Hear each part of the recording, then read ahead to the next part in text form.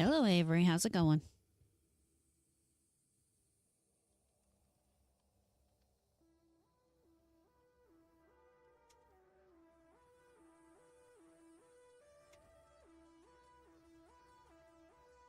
Let's see here.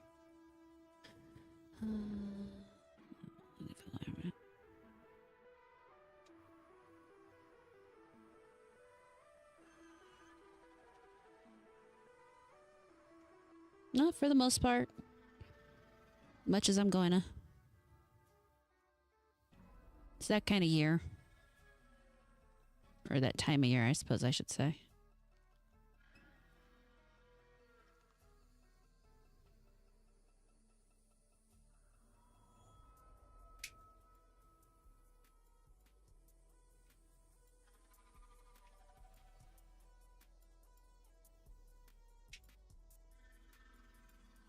Pretty much how you have to be, you know, or else you don't get through life very well.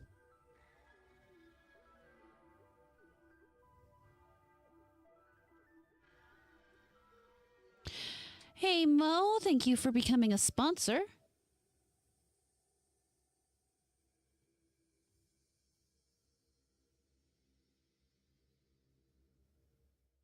I think that means you resubscribed. I'm not sure.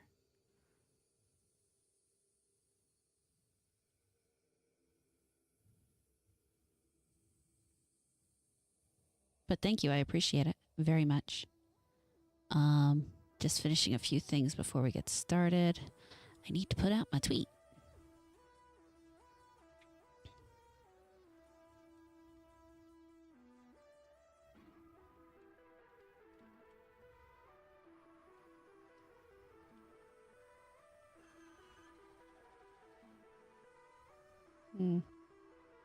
Hello, Samurai Warrior. How are you? Aw, thanks, Avery.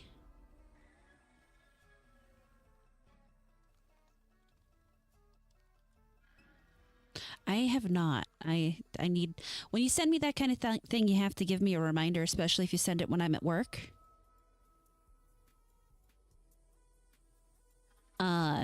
Because I will forget.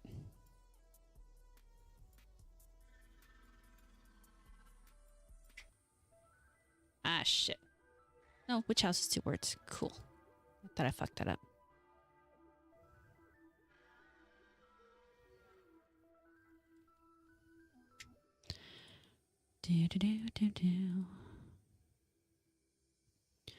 Sorry, I've got to put out my links and then we can get to work here.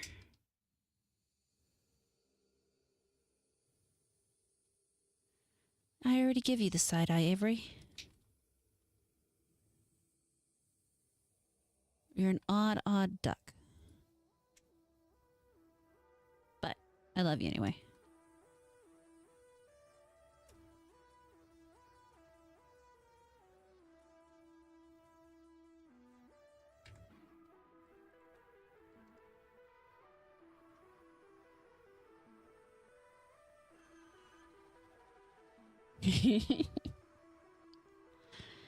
Alright, that's got that going. Now I need to refresh and pull up my stuff. Did I not? I should be live on YouTube, on Twitter. I'm not seeing my crap on Twitter.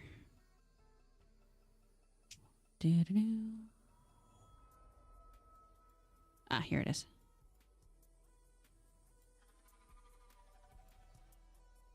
Oh god, I don't want to hear myself.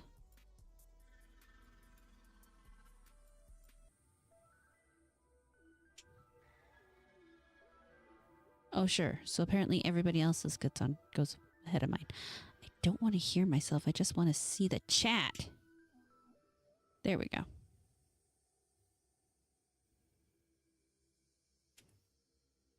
Yes, the ritual will indeed be completed shortly. I really need to get something for a better intro, but one thing at a time, my friends. All right, we've got that set up. Let me turn this off.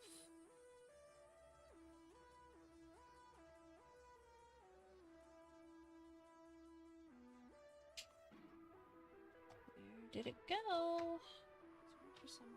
There it is. Hey, Bong Donkey. Good to see you, Mr. Wrong. I hope you're having a lovely evening.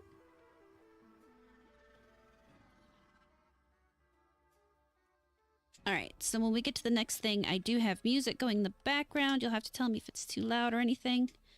Please do. Watch your ears, because I haven't fixed the transition yet. I should just take it out until I do. But,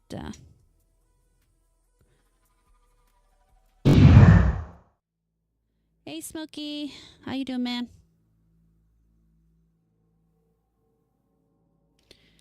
There we go. No, there is no cult, Avery. That's not how this works. There is no cult. We are a voluntary group that gathers for rituals and sacrifices. We are not a cult.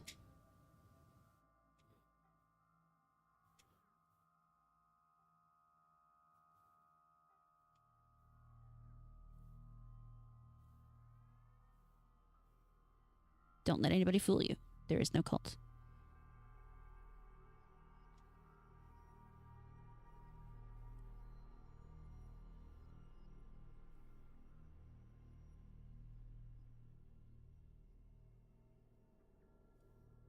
There are not initiates. There are not zealots. There are not,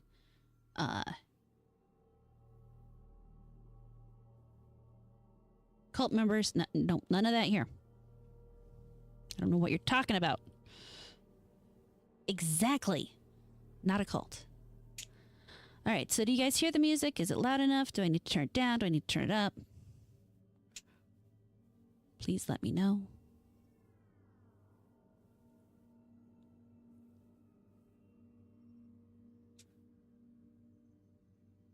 And then we'll get started.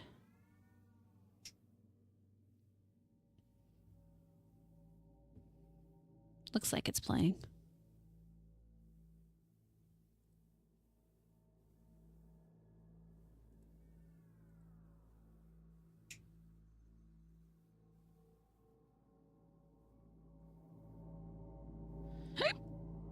Excuse me. All right. I'll start reading. You let me know if anything changes, if I need to change anything.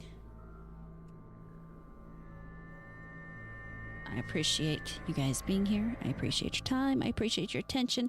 I appreciate those of you who have become members. I appreciate those of you who have donated memberships.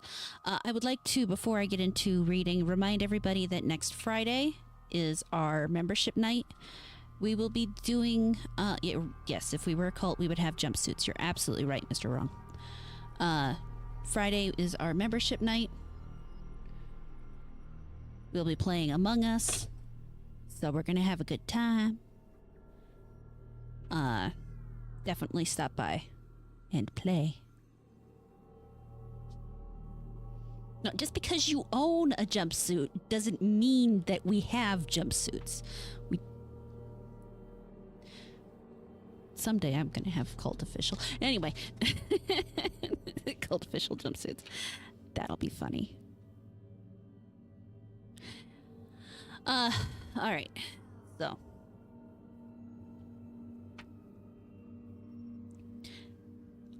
This is the dreams in the witch house.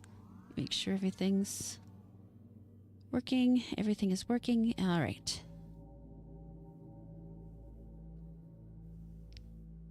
You tell Mr. Wrong.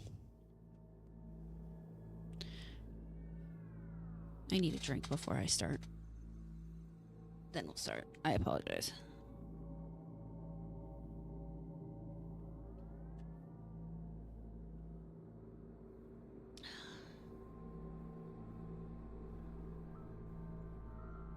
I added a little lemon to my tea. That fixed it.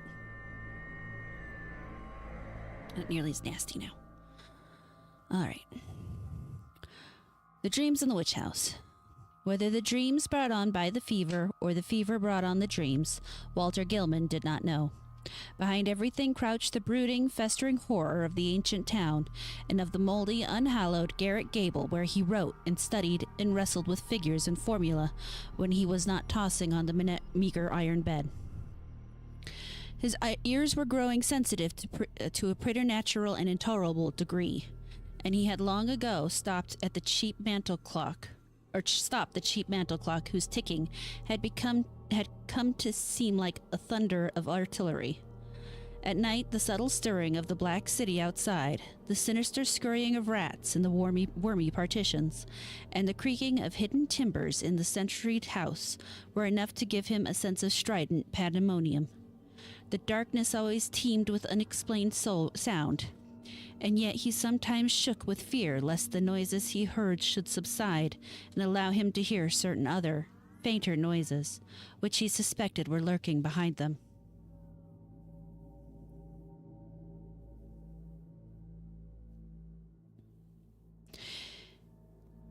He was in the changeless, legendary haunted city of Arkham, with its clustering gambrel roofs that sway and sag over attics, where witches hid from the king's men in the dark olden days of the province. Nor was any spot in that city more steeped in macabre memory than the gable room which harbored him. For it was this house and this room which had likewise harbored old Keziah Mason, whose flight from Salem jail was at the last no one was ever able to explain. That was in 1692. The jailer had gone mad and babbled of a small, white-fanged furry thing which scuttled out of Keziah's cell, and not even Cotton Mather could explain the curves and angles smeared on the gray stone walls with some sticky fluid.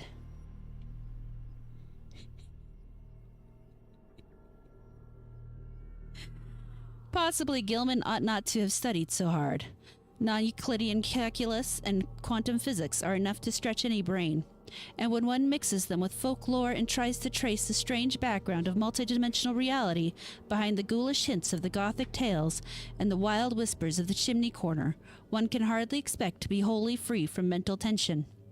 Gilman came from Haverhill, but it was only after he had entered college in Arkham that he began to connect his mathematics with fantastic legends of elder magic. Something in the air of the hoary town worked obscurely on his imagination. The professors at Miskatonic had urged him to slacken up, and had voluntarily cut down his courses at several points. Moreover, they had stopped him from consulting the dubious old books on forbidden secrets that were kept under lock and key in a vault at the university library.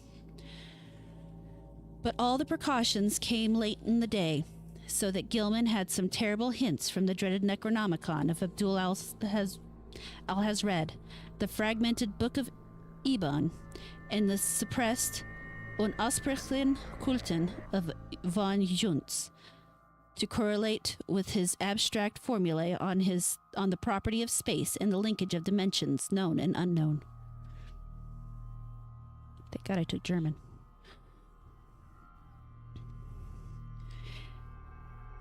He knew his room was in the old witch house. That indeed was why he had taken it. There was much in the Essex County record about Keziah Mason's trial, and what she had admitted under pressure to the court of Oyer and the Terminer had fascinated Gilman beyond all reason. She had told Judge Hathorne of lines and curves that could be made to point out directions leading through the walls of space to other spaces beyond, and had implied that such lines and curves were frequently used at certain midnight meetings in the dark valley of the White Stone beyond Meadow Hill and on the unpeopled island in the river. She had spoken of the Black Man, of her oath, of her new secret name of Nahab. Then she had drawn those devices on the walls of her cell and vanished. Gilman believed strange things about Keziah, and had felt a queer thrill on learning that her dwelling was still standing after more than 235 years.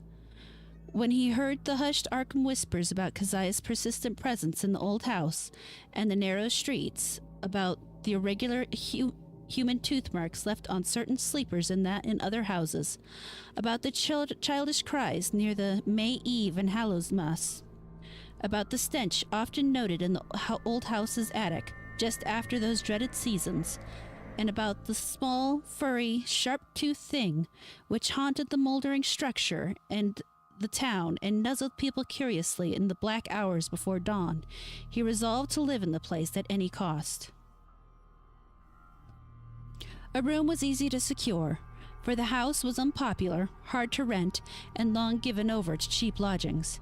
Gilman could not have told what he expected to find there, but he knew he wanted to be in the building where some circumstances had more or less suddenly given a mediocre old woman of the 17th century an insight into mathematical depths perhaps beyond the utmost modern delvings of Planck, Heisenberg, Einstein, and de Sitter. He studied the timber and plaster walls for traces of cryptic designs at every accessible spot where the paper had peeled, and within a week managed to get the eastern attic room where Keziah was held to have practiced her spells. It had been vacant from the first, for no one had ever been willing to stay there long. But the Polish landlord had grown wary about renting it. Yet nothing ever happened to Gilman till about the time of the fever. No ghostly Keziah flitted through the somber halls and chambers.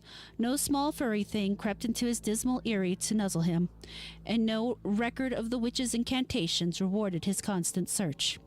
Sometimes he would take walks through the shadowy tangles of unpaved, musty-smelling lanes where eldritch brown houses of unknown age leaned and tottered and leered mockingly through narrow, small-paned windows.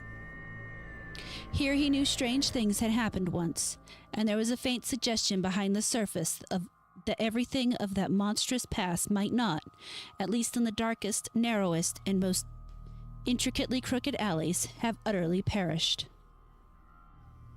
He also rowed out twice to the ill-regarded island in the river, and made a sketch of the singular angles described by the moss-grown rows of gray standing stones whose origin was so obscure and immemorial. Gilman's room was of good size, but queerly irregular shape. The north wall slanting perceptibly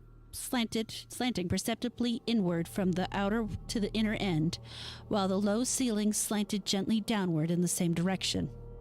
Aside from the obvious rat hole and the signs of other stopped-up ones, there was no access, nor any appearance of a former avenue of access, to the space which must have existed between the slanting wall and the straight outer wall on the house's north side, though a view from the exterior shewed where a window had been boarded up at a very remote date.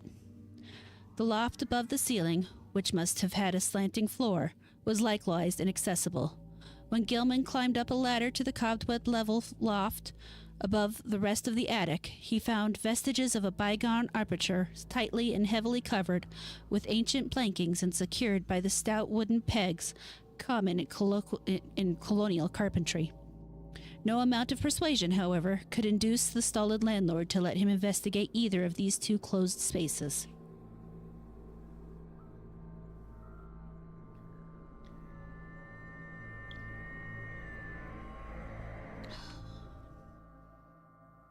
As time wore along, his absorption in the irregular wall and ceiling of his room increased, for he began to read into the odd angles a mathematical significance which seemed to offer vague clues regarding their purpose. Old Keziah, he reflected, might have had excellent reasons for living in a room with peculiar angles, for was it not through certain angles that she claimed to have gone outside the boundaries of the world of space we know? His interests gradually veered away from the unplumbed voids beyond the slanting surfaces, since it now appeared that the purpose of those surfaces concerned the side he was already on. The touch of brain fever and the dreams began in early February. For some time, apparently, the curious angles of Gilman's room had been having a strange, almost hypnotic effect on him. As the bleak winter advanced, he had found himself staring more and more intently at the corner where the down-slanting ceiling met the inward slanting wall. About this period, his inability to concentrate on his formal studies worried him considerably, his apprehensions about the mid-year examinations being very acute. But the exaggerated sense of hearing was scarcely less annoying.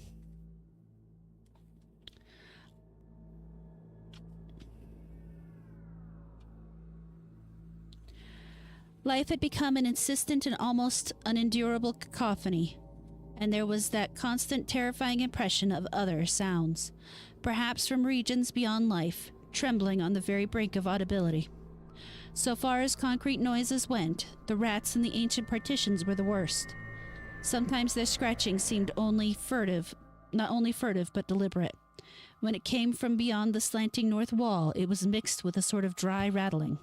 And when it came from the century-closed loft above the slanting ceiling, Gilman was always braced himself, as if expecting some horror which only bided its time before descending to engulf him utterly. The dreams were wholly beyond the pale of sanity, and Gilman felt they must be a result, jointly, of his studies in mathematics and in folklore. He had been thinking too much about the vague regions which his formula told him must lie beyond the 3 dimensions we know, and about the possibility that old Keziah Mason, guided by some influence past all conjecture, had actually found the gate to those regions. The yellow county records containing her testimony and that of her accusers were so damnably suggestive of things beyond human experience, and the descriptions of the darting little furry object which served as her familiar were so painfully realistic despite their incredible details. That object, no larger than a good-sized rat and quaintly called by the townsfolk people Brown Jenkin, seemed to have been the fruit of a remarkable case of sympathetic herd delusion, for in 1962 no less than 11 persons had testified to glimpsing it. There were recent rumors, too, with a baffling and disconcerting amount of agreement. Witnesses said that it had long hair in the shape of a rat, but that its sharp-toothed, bearded face was evilly human, while its paws were like tiny human hands. It took messages betwixt old Keziah and the devil, and was nursed on the witch's blood, which it suckled like a vampire. Its voice had a kind of loathsome titter, and it could speak all languages. Of all the bizarre monstrosity in Gilman's dreams, nothing filled him with a greater panic and nausea than this blasphemous diminutive hybrid, whose image flitted across his vision in a form 1,000-fold more hateful than anything his waking mind had deduced from the ancient records and the modern whispers.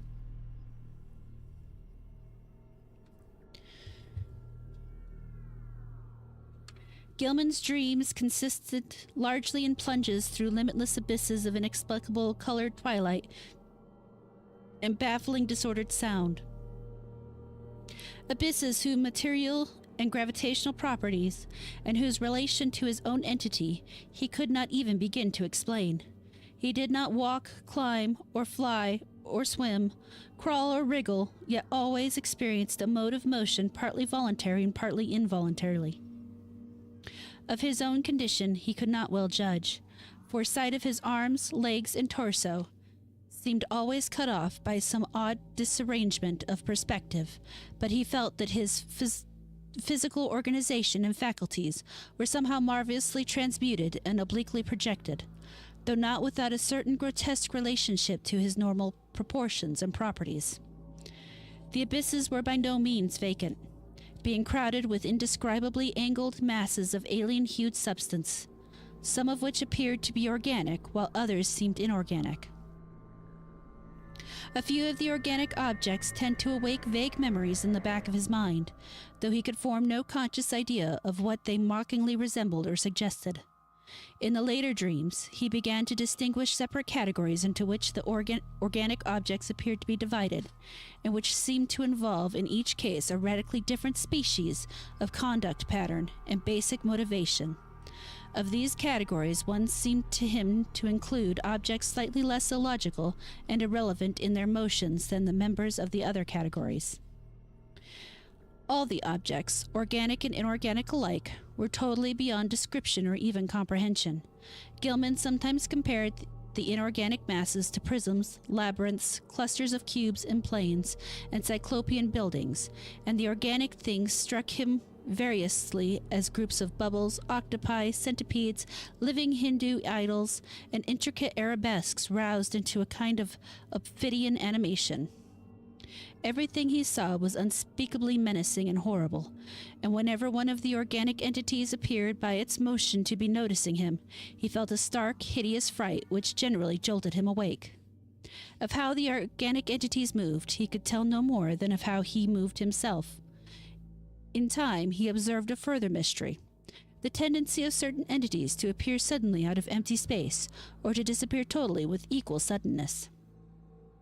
The shrieking, roaring confusion of sound which permeated the abysses was past all analysis as to pitch, timbre, or rhythm, but seemed to be synchronous with vague visual changes in all the indefinite objects, organic and inorganic alike. Gilman had a constant sense of dread that it might rise to some unbearable degree of intensity during one or another of its obscure, relentless, inevitable fluctuations.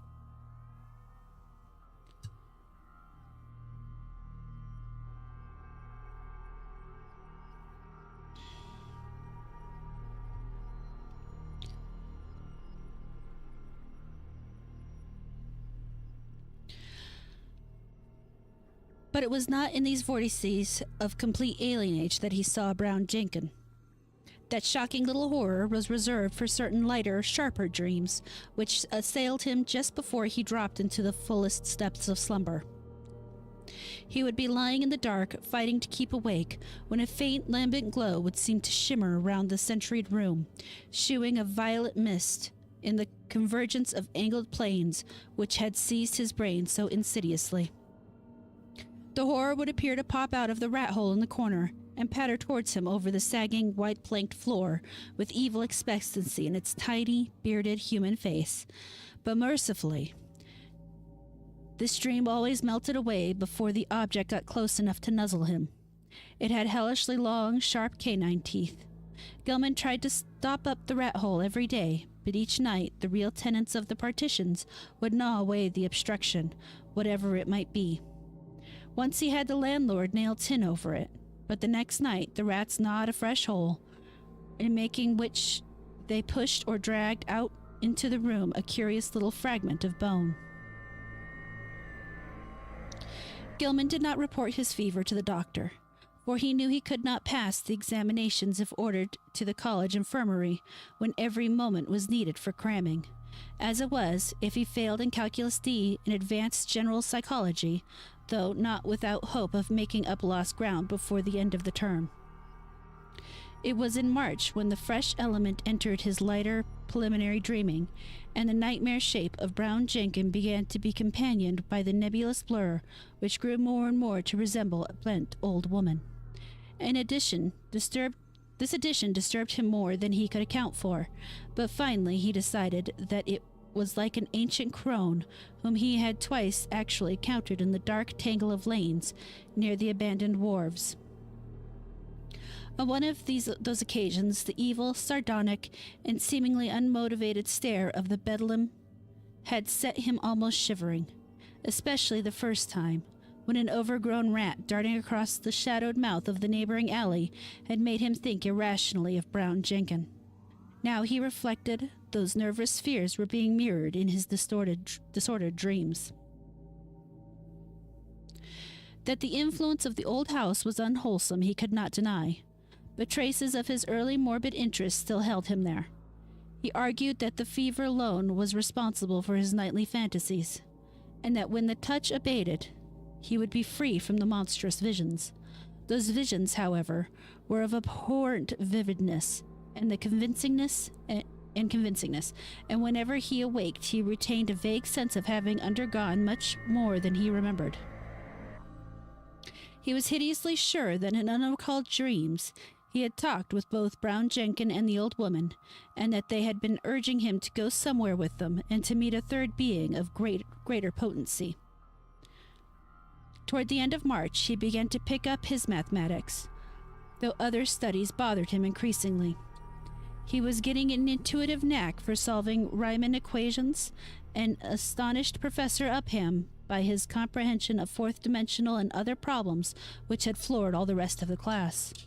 One afternoon there was a discussion of possible freakish curvatures in space, and of theoretical points of approach or even contact between our part of the cosmos and various other regions as distant as the farthest stars or the transgalactic gulfs themselves, or even as fabulously remote as the tentatively conceivable cosmic units beyond the whole Einsteinian space-time continuum.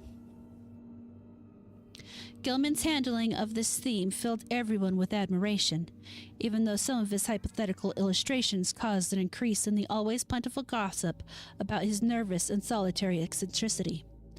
What made the students shake their head was his sober theory that a man might, given mathematical knowledge admittedly beyond all likelihood of human acquirement, step deliberately from Earth to any other celestial body which might lie at one of an infinity of specific points in the cosmic pattern. Such a step, he said, would require only 2 stages. First, a passage out of the 3-dimensional sphere we know, and second, a passage back to the 3-dimensional sphere at another point, perhaps one of infinite remoteness. This could be accomplished without loss of life and was in many cases conceivable. Any being from any part of 3-dimensional space could probably survive in the 4th dimension, and its survival of the 2nd stage would depend upon what alien part of the 3-dimensional space it might select for its re-entry. Denizens of some planets might be able to live on certain others, even planets belonging to other galaxies, or to similar dimensional phases of other space-time continua. Though, of course, there must be a vast number of mutually uninhabitable, even though mathematically juxtaposed bodies or zones of space.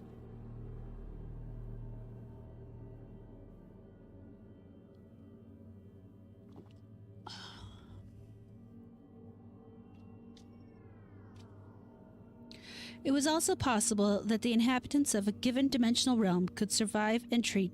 Oh wait, did I already say that? Yeah. Could survive entry to many unknown and incomprehensible realms of additional or indefinitely multiplied dimensions, be they within or outside the given space-time continuum, and that the converse would likewise be true. This was a matter for speculation, though one could be fairly certain that the type of mutation involved in a passage from any given dimensional plane to the next higher plane would not be destructive of biological integrity as we understand it.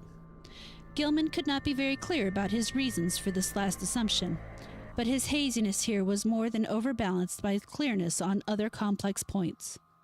Professor Upham especially liked his demonstration of the kinship of higher mathematics to certain phases of magical lore transmitted down the ages from an ineffable antiquity, human or pre-human, whose knowledge of the cosmos and its laws were greater than ours. Hello, Metastep. Why are you so dermy?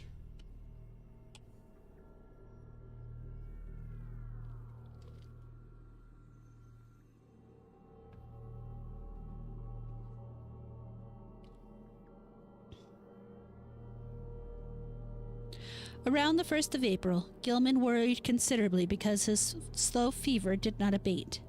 He was also troubled by what some of his fellow lodgers said about his sleepwalking. It seemed that he was often absent from his bed, and that the creaking of his floor at certain hours of the night was remarked by the man in the room below. This fellow also spoke of hearing the tread of shod feet in the night, but Gilman was sure he must have been mistaken in this, since shoes as well as other apparel were always precisely in place in the morning. One could develop all sorts of aural discussion or delusions in this morbid old house.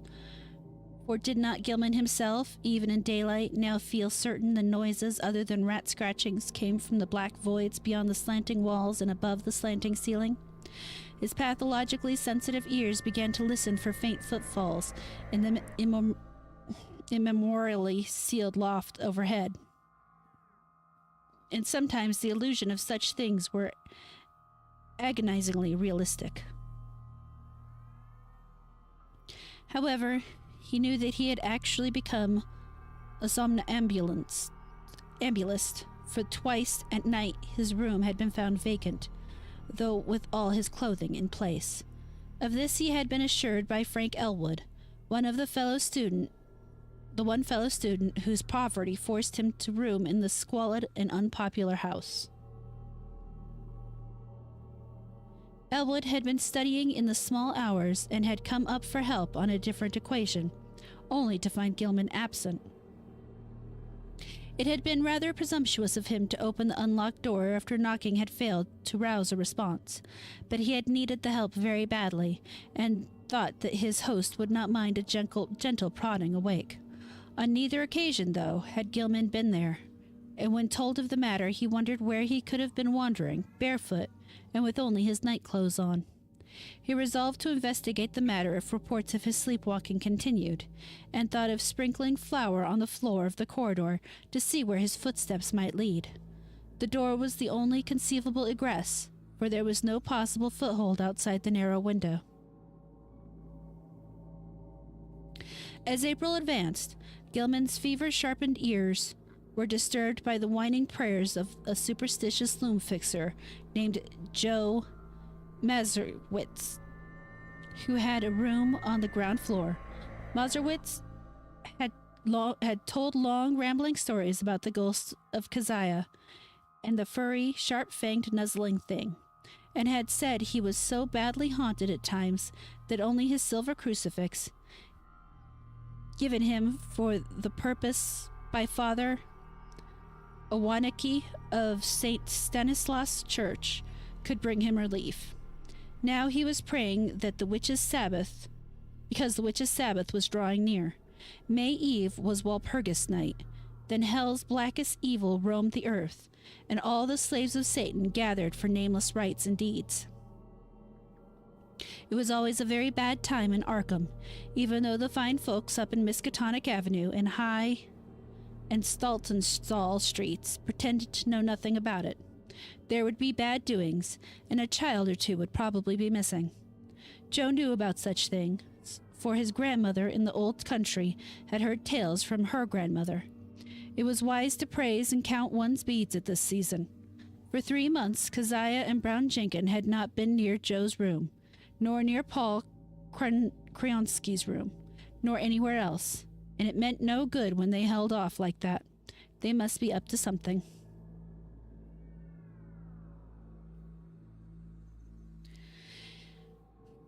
Gilman dropped in at a doctor's office on the 16th of the month and was surprised to find his temperature was not as high as he had feared. The physician questioned him sharply and advised him to see a nerve specialist. On reflection, he was glad he had not consulted the still more inquisitive college doctor. Old Waldron, who had curtailed his activities before, would have made him take a rest, an impossible thing now that he was so close to great results in his equations. He was certainly near the boundary between the unknown universe and the fourth dimension, and who could say how much farther he might go? But even as these thoughts came to him, he wondered at the source of his strange confidence. Did all this perilous sense of imminence come from the formula on the sheets he covered day by day? The soft, stealthy, imaginary footsteps in the sealed loft above were unnerving. And now, too, there was a growing feeling that somebody was constantly persuading him to do something terrible which he could not do. How about the somnambulism? Where did he go sometimes in the night? And what was that faint suggestion of sound which once in a while seemed to tickle through the maddening confusion of identifiable sounds, even in broad daylight in full wakefulness? Its rhythm did not correspond to anything on earth, unless perhaps to the cadence of 1 or 2 unmentionable Sabbath chants, and sometimes he feared it corresponded to certain attributes of the vague shrieking or roaring in those wholly alien abysses of dream. The dreams were meanwhile getting to be atrocious. In the lighter preliminary phase, the evil old woman was now of fiendish distinctiveness, and Gilman knew she was the one who had frightened him into the slums. Her bent back, long nose, and shriveled chin were unmistakable, and her shapeless brown garments were like those he remembered.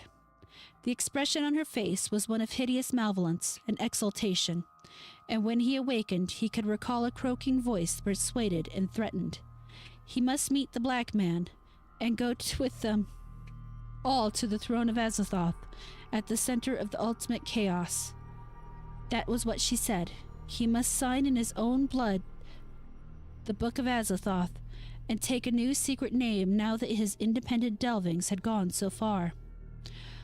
What kept him from going with her and Brown Jenkin and the other to the throne of chaos, where the thin flutes piped mindlessly, was the fact that he had seen the name Azathoth in the Necronomicon and knew it stood for a primal evil too horrible for description.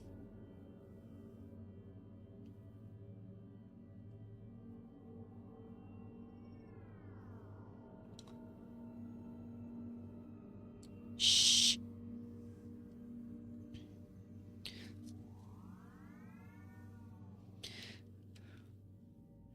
The old woman always appeared out of thin air near the corner where the downward slant meant the inward slant. She seemed to crystallize at a point closer to the ceiling than to the floor, and every night she was a little nearer and more distinct before the dream shifted. Brown Jenkin, too, was always a little nearer at the last, and its yellowish-white fangs glistened shockingly in that unearthly violet phosphorescence. Its shrill, lonesome tittering stuck more and more in Gilman's head, and he could remember in the morning how it had pronounced the words Azathoth and Narlethotep. In the deeper dreams, everything was likewise more distinct. Gilman felt that the twilight abysses around him were those of the fourth dimension, those organic entities whose motions seemed less flagrantly irrelevant and unmotivated were probably projections of life forms from our own planets, including human beings. What the others were in their own dimensional sphere or spheres he dared not try to think.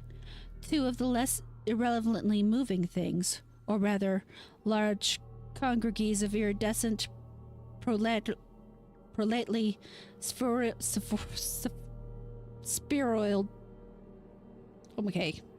spheroidal bubbles. There we go.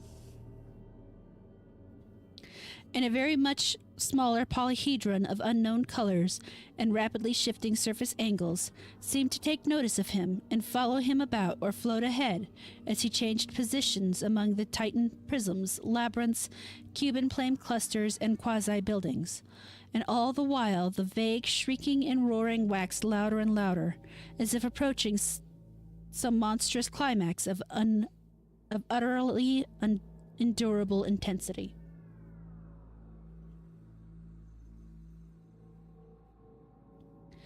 During the night of April 19th to 20th, the new development occurred.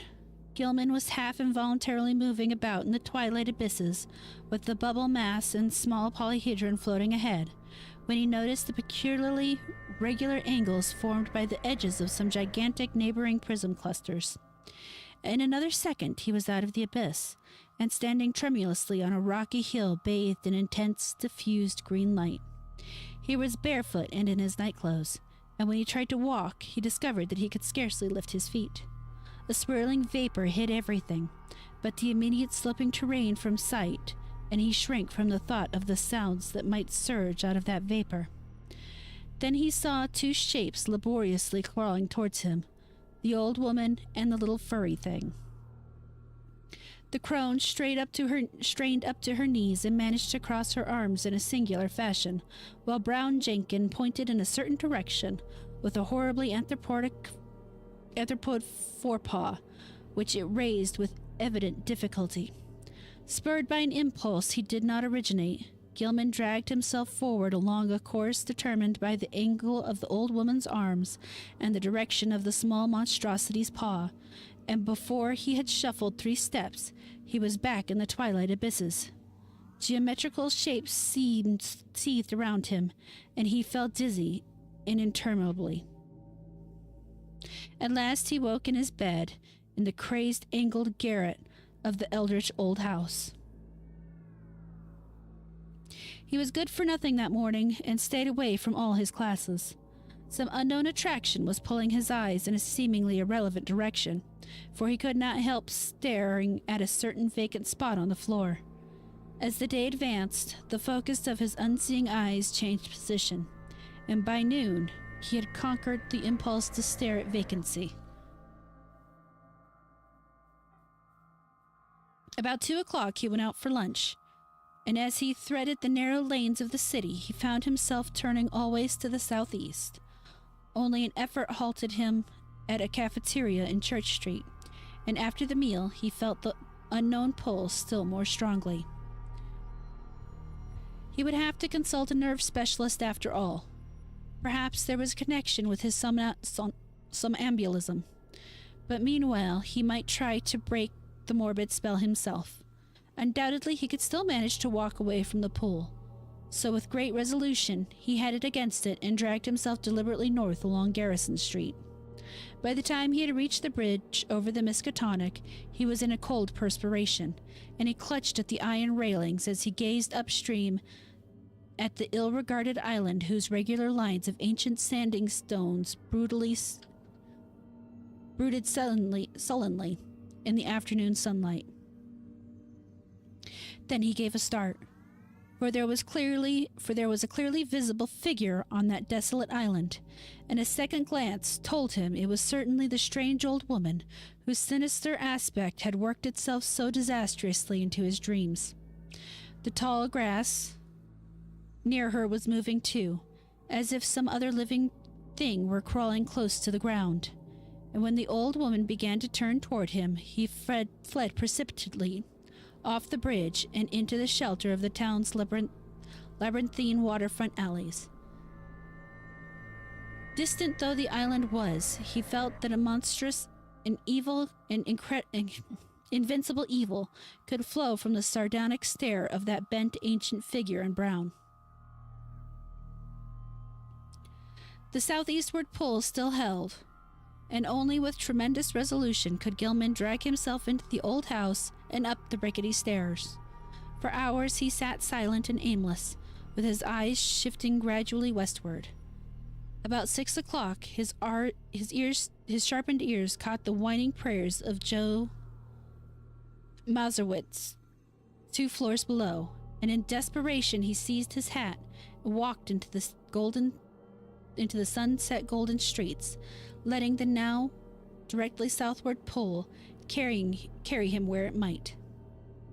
An hour later, darkness found him in the open field beyond Hangman's Brook, with the glittering spring stars shining ahead. The urge to walk was gradually changing to an urge to leap mystically into space, and suddenly he realized just where the source of the pull lay. It was in the sky. A definite point among the stars had a claim on him and was calling him. Apparently, it was a point between Hydra and Argo Navis, and he knew that he had been urged toward it ever since he had awakened soon after dawn. In the morning it had been underfoot, afternoon found it rising in the southeast, and now it was roughly south but wheeling towards the west. What was the meaning of this new thing? Was he going mad? How long would it last? Again, mustering his resolution, Gilman turned and dragged himself back to the sinister old house. Mazurowitz was waiting for him at the door, and seemed both anxious and reluctant to whisper some fresh bit of superstition. It was about the witchlight. Joe had been out celebrating the night before. It was Patriots' Day in Massachusetts, and had come home after midnight. Looking up at the house from outside, he thought at first that Gilman's window was dark, but then had seen the faint violet glow within. He wanted to warn the gentleman about that glow, for everybody in Arkham knew it was Kazah's west witchlight which played near Brown Jenkin and the ghost of the old crone herself. He had not mentioned this before, but now he must tell about it because it meant Keziah and her long-toothed familiar were haunting the young gentleman. Sometimes he and Paul Chionsky and landlord Dombrowski thought they saw that light sleeping out of cracks in the sealed loft above the young gentleman's room, but they'd all agreed not to talk about that.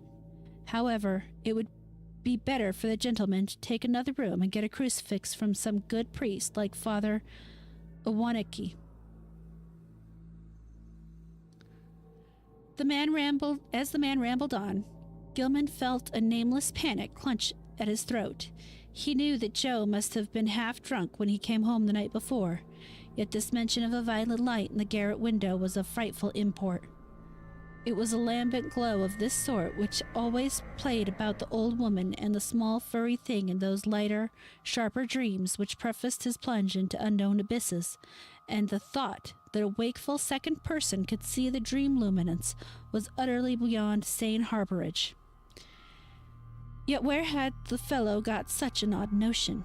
Had he himself talked as well as walked around the house in his sleep? No, Joe said, he had not. But he must check up on this. Perhaps Frank Elwood could tell him something, though he hated to ask.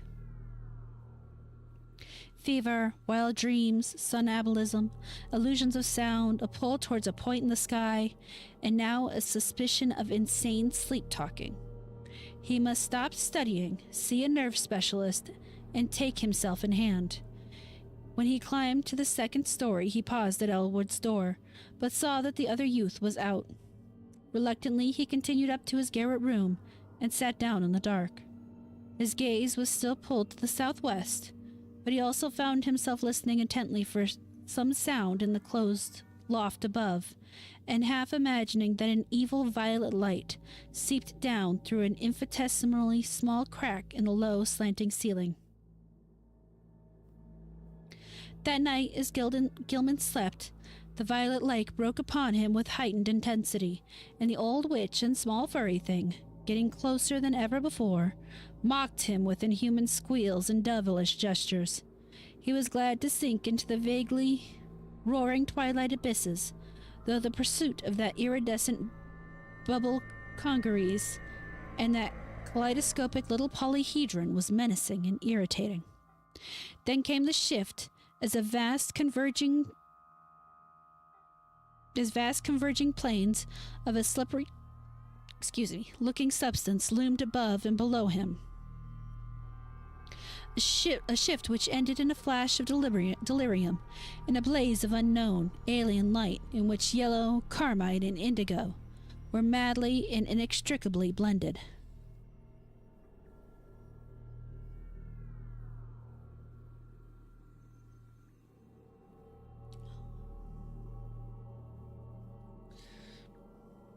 He was half lying on a high, fantastically balustrated terrace above a boundless jungle of outlandish, incredible peaks, balanced plains, domes, minarets, horizontal discs poised on pinnacles, and numberless forms of still greater wildness, some of stone and some of metal, which glittered gorgeously in the mixed, almost blistering glare from a polychromatic sky. Looking upward, he saw 3 stupendous discs of flame, each of a different hue, and at a different height above an infinitely distant curving horizon of low mountains.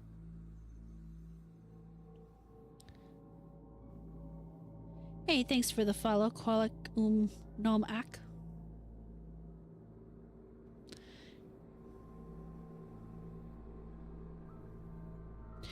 Behind him, tiers of higher terraces towered aloft as far as he could see. The city below stretched away to the limits of vision, and he hoped that no sound would well up from it. The pavement from which he easily raised himself was of a veined, polished stone beyond his power to identify, and the tiles were cut in bizarre angled shapes, which struck him as less asymmetrical than based on some unearthly symmetry whose laws he could not comprehend. The balustrade was chest-high, delicate, and fantastically wrought, while along the rail were ranged at short intervals little figures of grotesque design and exquisite workmanship. They, like the whole balustrade, seemed to be made of some sort of shining metal, whose color could not be guessed in this chaos of mixed effulgences, and their nature utterly defied conjecture.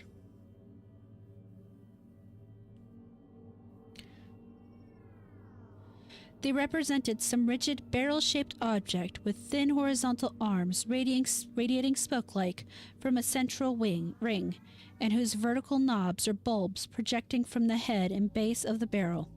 Each of these knobs was the hub of a system of 5 long, flat, triangularly tapering arms arranged around it like the arms of a starfish, nearly horizontal but curving slightly away from the central barrel. The base of the bottom knob was fused to the long railing with so delicate a point of contact that several figures had been broken off and were missing. The figures were about 4.5 inches in height, while the spiky arms gave them a maximum diameter of 2.5 inches. When Gilman stood up, the tiles felt hot to his bare feet. He was wholly alone, and his first act was to walk to the balustrade and look dizzily down at the endless Cyclopean city almost 2,000 feet below.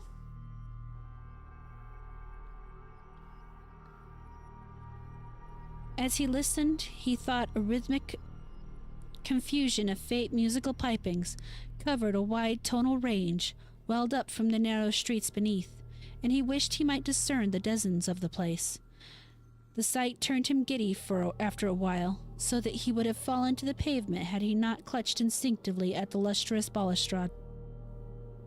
His right hand fell on one of the projecting figures, the touch seeming to steady him slightly.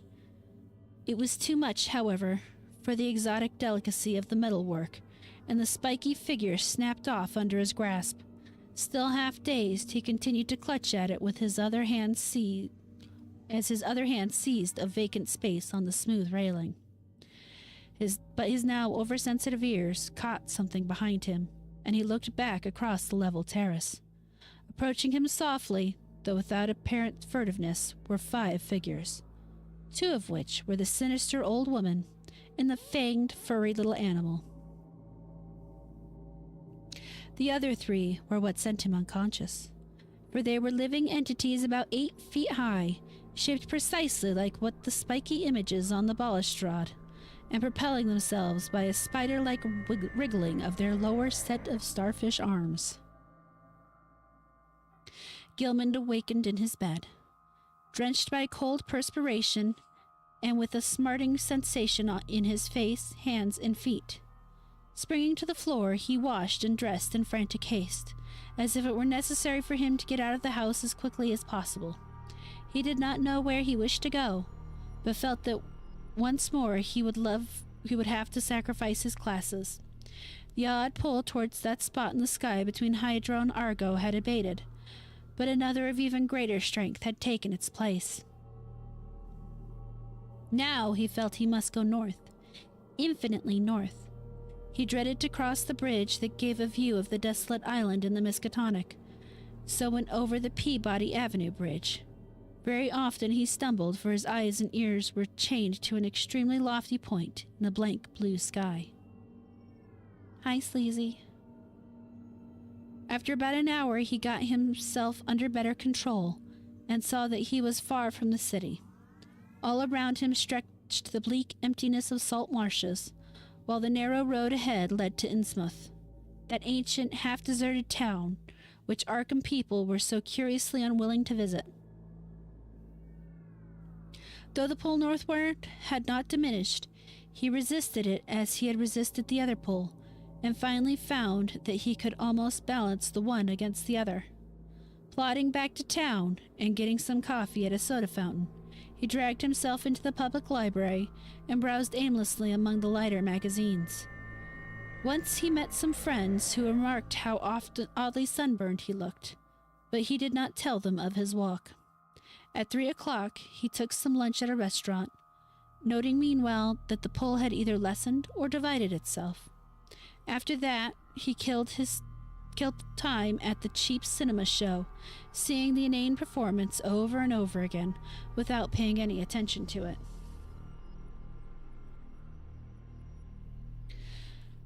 About 9 at night, he drifted homeward and stumbled into the ancient house.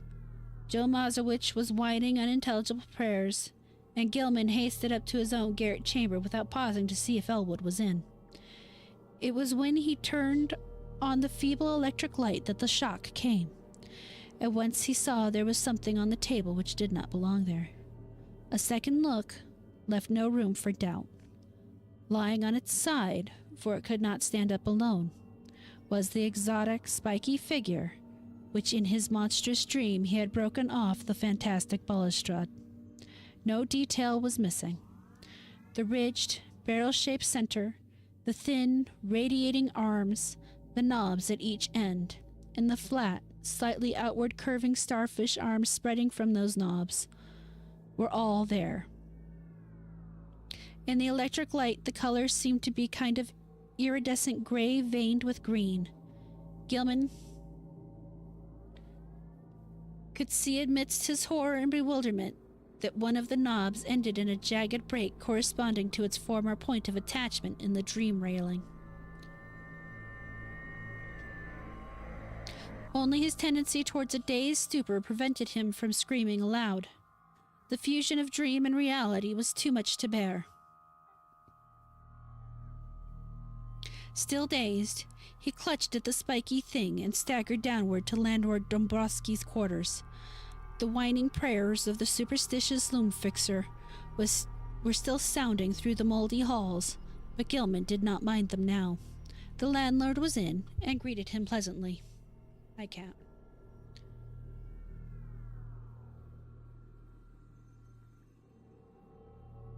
No, he had not seen that thing before and did not know anything about it. But his wife had said she found a funny tin thing in one of the beds when she fixed the rooms at noon, and maybe that was it. Dombrowski called her and she waddled in. Yes, that was the thing. She had found it in the young gentleman's bed, on the side next to the wall. It had a very queer look to her, but of course the young gentleman had lots of queer things in his room. Books and curios and pictures and markings on paper. She certainly knew nothing about it.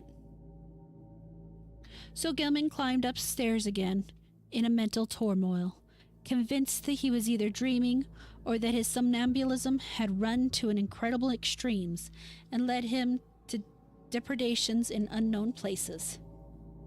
Where had he got this outer thing? He did not recall seeing it in any museum in Arkham. But it must have been somewhere, though. And the sight of it, he snatched it in his sleep, must have caused the odd dream picture of the balustraded terrace. Next day, he would make some guarded inquiries, and perhaps see the nerve specialist.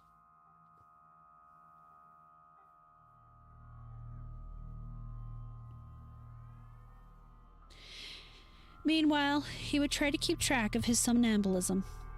As he went upstairs and across the garret hall, he sprinkled about some flour which he had borrowed, with a frank admission as to its purpose from the landlord. He had stopped at Elwood's door on the way, but found all dark within. Entering his room, he placed the spiky thing on the table and lay down in complete and mental and physical exhaustion, without pausing to undress. From the closed loft above the slanted ceiling, he thought he heard a faint scratching and padding, but he was too disorganized to even mind it. The cryptic pull from the north was getting very strong again, and it seemed now to come from a lower place in the sky. In the dazzling violet light of dream, the old woman and fanged furry thing came again, and with greater distinctiveness than on any former occasion. This time they actually reached out, and he felt the crone's withered claws clutching at him. He was pulled out of bed and into empty space, and for a moment he heard a rhythmic roaring and saw the twilight amorphousness of the vague abyss seething around him. But that moment was very brief, for presently he was in a crude, windowless little space, with rough beams and planks rising to a peak just above his head, and with a curious slanting floor underfoot. Propped level on that floor were low cases full of books, of every degree of antiquity and disintegration, and in the center were a table and bench, both apparently fastened in place. Small objects of unknown shape and nature were ranged on the tops of the cases, and in the flaming violet light Gilman thought he saw a counterpart of the spiky image which had puzzled him so horribly. On the left, the floor fell abruptly away, leaving a black triangular gulf of which, after a second's dry rattling, there presently climbed the hateful little furry thing with the yellow fangs and bearded human face.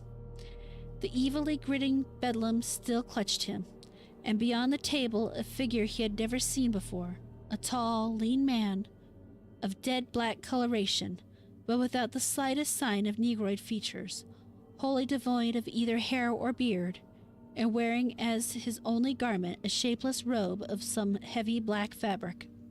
His feet were indistinguishable because of the table and bench, but he must have been shod, since there was a clicking whenever he changed position. The man did not speak, and bore no trace of expression on his small, regular features. He merely pointed to a book of prodigious size which lay open on the table, while the bedlam thrust a huge gray quill into Gilman's right hand. Over everything there was a pall of intensely maddening fear, and the climax was reached when the furry thing ran up the dreamer's clothing to his shoulders, and then down his left arm, finally biting him sharply in the wrist, just below his cuff. As the blood spurted from the wound, Gilman lapsed into a faint. I figured it, Meta. He awakened on the morning of the 22nd with a pain in his left wrist, and saw that his cuff was brown with dried blood. His recollections were very confused, but the scene with the black man in the unknown space stood out vividly. The rats must have bitten him in his sleep, giving rise to the climax of that frightful dream.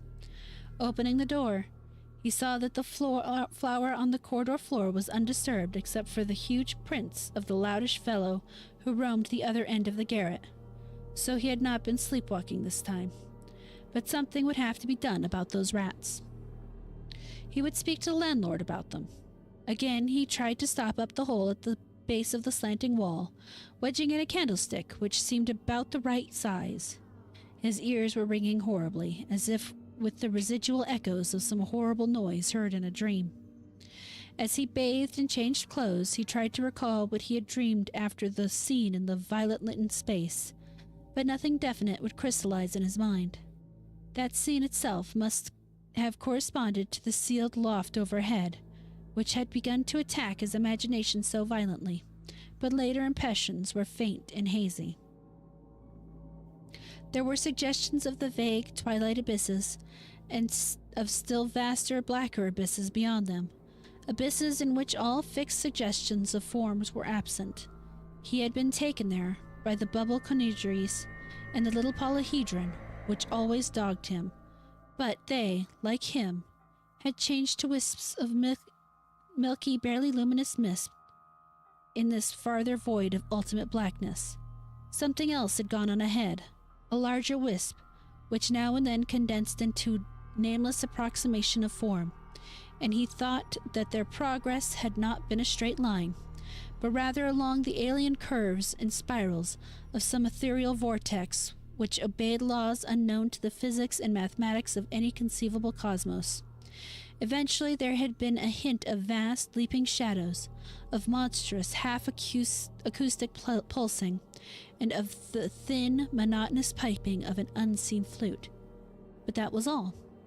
Gilman decided he had picked up the last conception from what he had read in the Necronomicon about the mindless entity Azathoth, which rules all time and space from a curiously environed black throne at the center of chaos. When the blood was washed away, the wrist room proved very slight, and Gilman puzzled over the location of the two tiny punctures. It occurred to him that there was no blood on the bedspread where he had lain, which was very curious in view of the amount of skin and cuff. Had he been sleepwalking within his room, and had the rat bitten him as he sat in some chair or paused in some less rational position? He looked in every corner for brownish drops or stains, but did not find any. He had better, he thought, sprinkle flour within the room as well as outside the door. Though after all no further proof of his sleepwalking was needed. He knew he did walk, and the thing to do now was to stop it. He must ask Frank Elwood for help. This morning the strange pull from space seemed lessened, though they were replaced by another sensation even more explicable. It was a vague, insistent impulse to fly away from his present situation, but held not a hint of the specific direction in which he wished to fly. As he picked up the strange, spiky image on the table, he thought the older northward pull grew a trifle stronger, But even so, it was wholly overruled by the newer and more bewildering urge.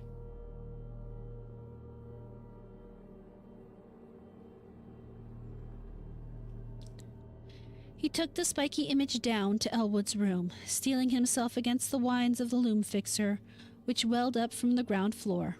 Elwood was in, thank heaven, and appeared to be stirring about. There was time for a little conversation before leaving for breakfast in college, so Gilman hurriedly poured forth an account of his recent dreams and fears. His host was very sympathetic, and agreed that something ought to be done. He was shocked by his guest's drawn, haggard aspect, and noticed the queer, abnormal-looking sunburn which others had remarked during the past week. There was not much, though, he could say. He had not seen Gilman on any sleepwalking expedition, and had no idea where the curious image could be. He had, though, heard the French-Canadian, who lodged just under Gilman, talking to Mozowicz one evening. They were telling each other how badly the dreaded comings of Walpurgis night, now only a few days off, and were exchanging pitying comments about the poor, doomed young gentleman. De Rocher, the fellow under Gilman's room, had spoken of nocturnal footsteps, both shod and unshod, and of the violet light he saw one night when he had stolen fearfully up to peer through Gilman's keyhole. He had not dared to peer, he told Moskowitz, after he glimpsed that light through the cracks around the door. There had been talking, too. As he began to describe it, his voice had sunk into an inaudible whisper. Elwood could not imagine what had set these superstitious creatures gossiping, but suppose their imaginations had been roused by Gilman's late hours and somnolent walking and talking on the one hand, and by the nearness of traditionally feared May Eve on the other hand. That Gilman talked in his sleep was plain, and it was obviously from De Rocher's keyhole listening that the elusive notion of the violet dream light had gotten abroad. These simple people were quick to imagine they had seen any odd thing they had heard about. As for a plan of action, Gilman had better move down to Elwood's room and avoid sleeping alone.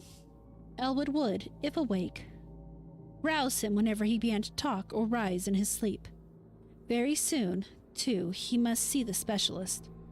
Meanwhile, they would take the spiky image around to the various museums and to certain professors seeking identification and stating that it had been found in a public rubbish can.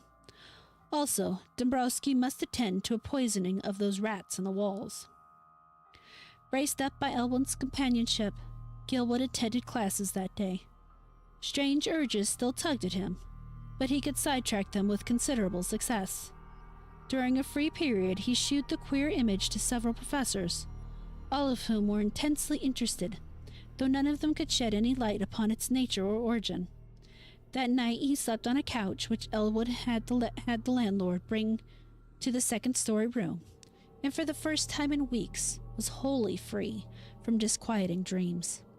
But the feverishness still hung on, and the whines of the loom fixer were an unnerving influence.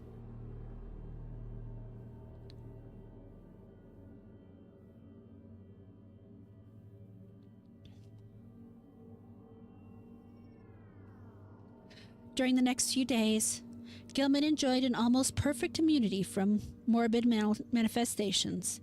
He had, Elwood said, shewed no tendency to talk or rise in his sleep, and meanwhile the landlord was putting rat poison everywhere. The only disturbing element was the talk among the superstitious foreigners, whose imaginations had become highly excited. Mozowicz was always trying to make him get a crucifix, and finally forced one upon him which he said had been blessed by the good Father Iwaniki. The Rochers, too, had something to say.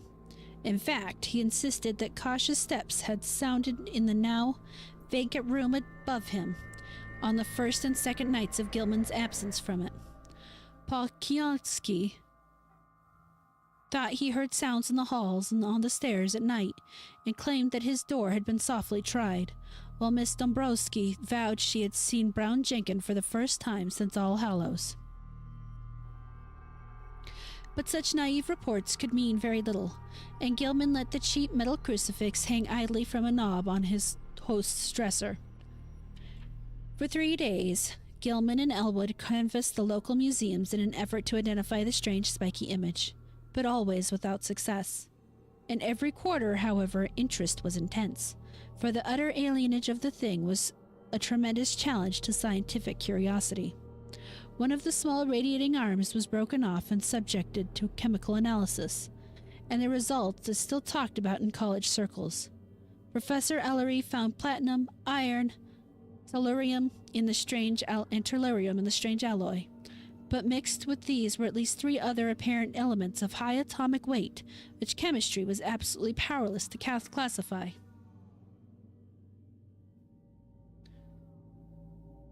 Not only did they fail to correspond with any known element, but they did not even fit in the vacant places reserved for probable elements in the periodic system. The mystery remained unsolved to this day, though the image is on exhibition in the Museum of Miskatonic University. On the morning of April 27th, a fresh rat hole appeared in the room where Gilman was a guest, but Dombrowski tinned it up during the day. The poison was not having much effect, for scratchings and scurrying in the walls were virtually undiminished. Elwood was out late that night, and Gilman waited up for him. He did not wish to go to sleep in the room alone, especially since he thought he had glimpsed in the evening twilight the repellent old woman whose image had become so horribly transferred to his dreams. He wondered who she was, and what had been near her rattling the tin can in a rubbish heap at the mouth of a squalid courtyard. The crone had seemed to notice him and leer evilly at him, though perhaps this was merely his imagination. The next day both youths felt very tired, and knew they would sleep like logs when night came. In the evening they drowsily discussed the mathematical studies which had so completely and perhaps harmfully engrossed Gilman, and speculated about the linkage with ancient magic and folklore which seemed so darkly probable. They spoke of old Keziah Mason, and Elwood agreed that Gilman had good scientific grounds for thinking she might have stumbled on strange and significant information. The hidden cults to which these witches belonged often guarded and handed down surprising secrets from elder, forgotten eons, and it was by no means impossible that Keziah had actually mastered the art of passing through dimensional gates. Tradition emphasizes the uselessness of material barriers in halting a witch's motions, and who can say what underlies the old tales of broomstick rides through the night?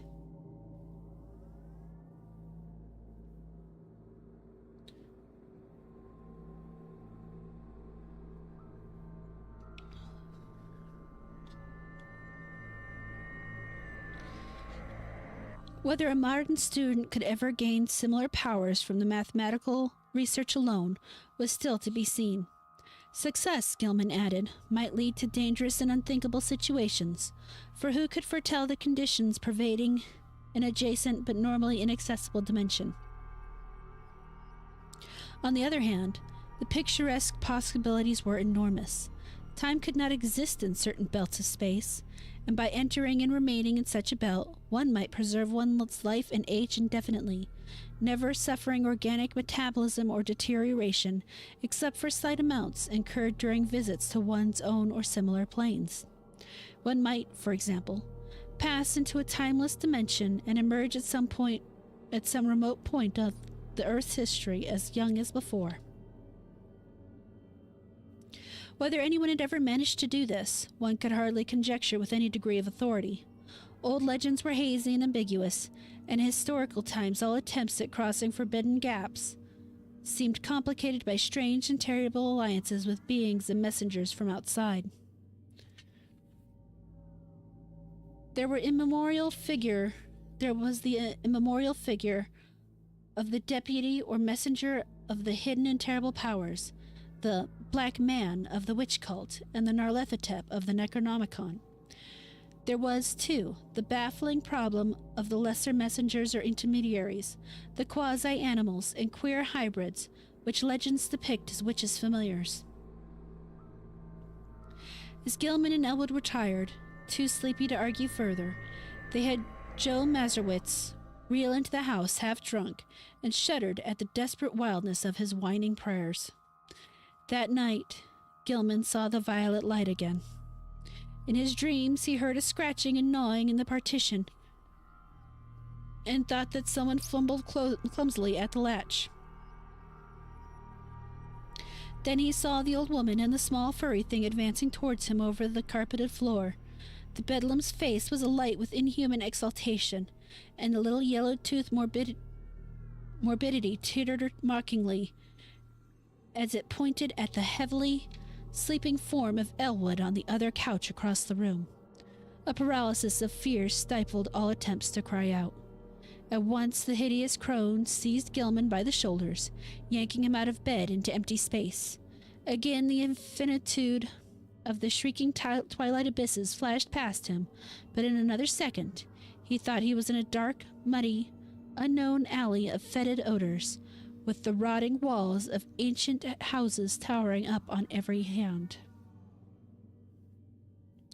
Ahead was the robed black man he had seen in the peaked space in the other dream, while from a lesser distance the old woman was beckoning and grimacing imperiously.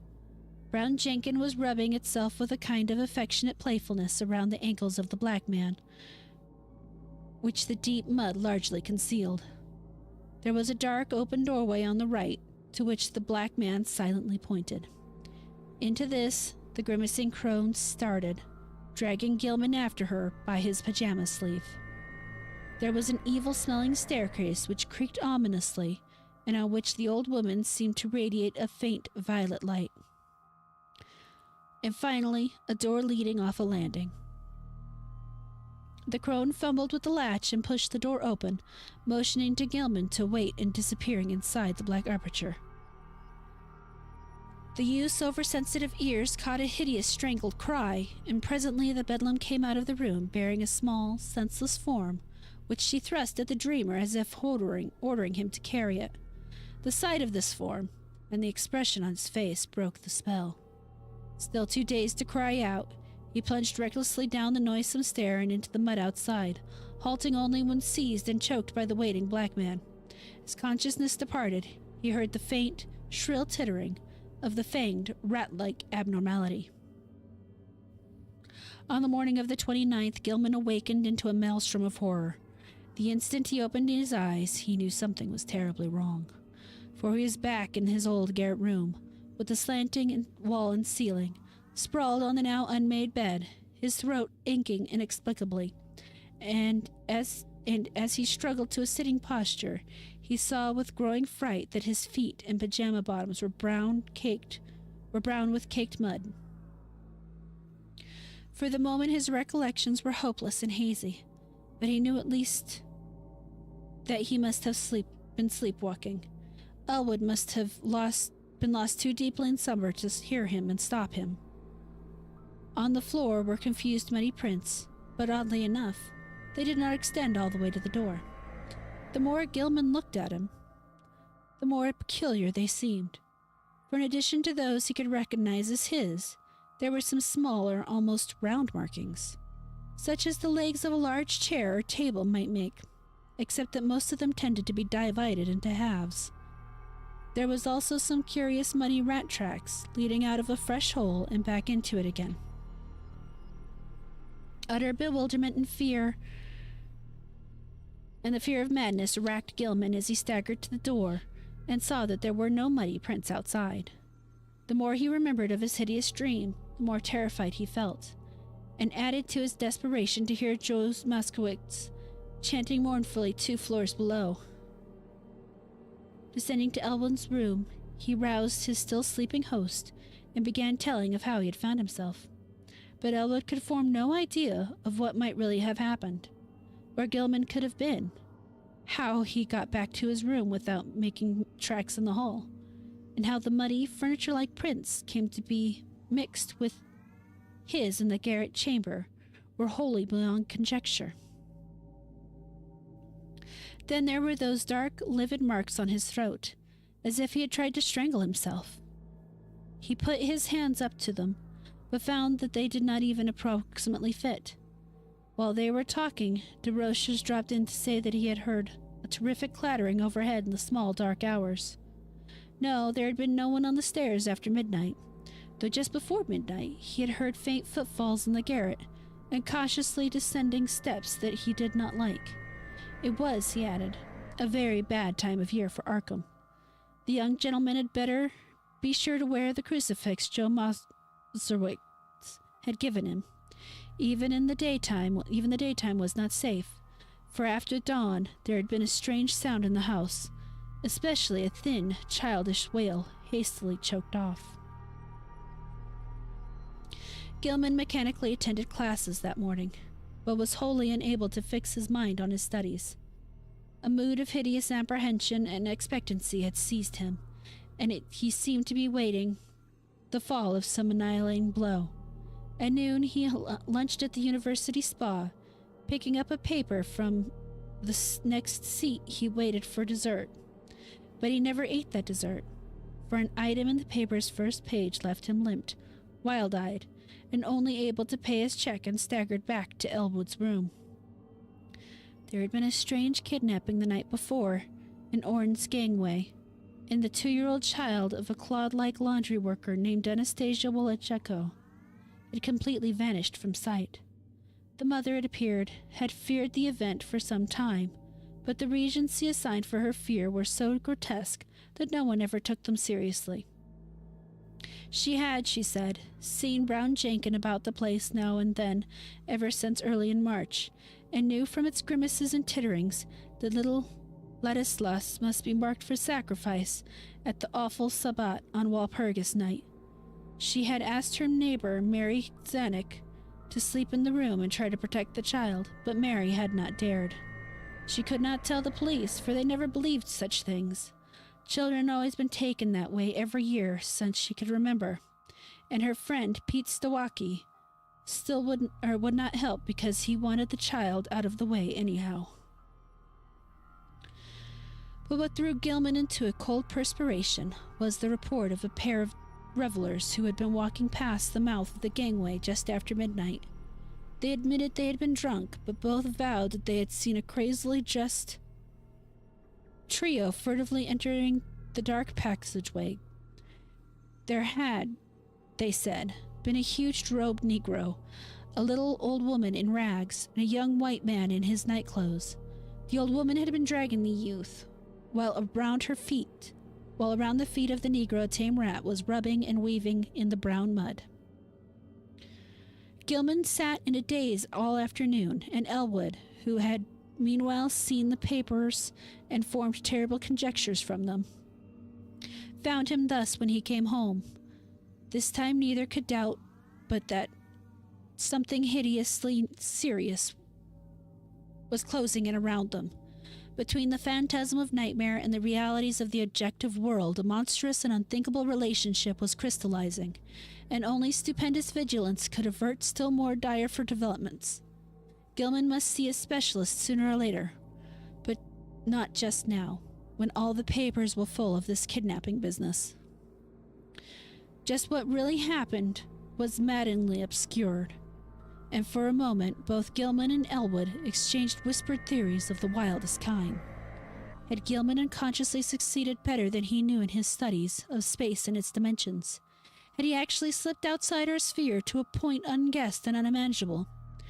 Where, if anywhere, had he been on those nights of demonic alienage?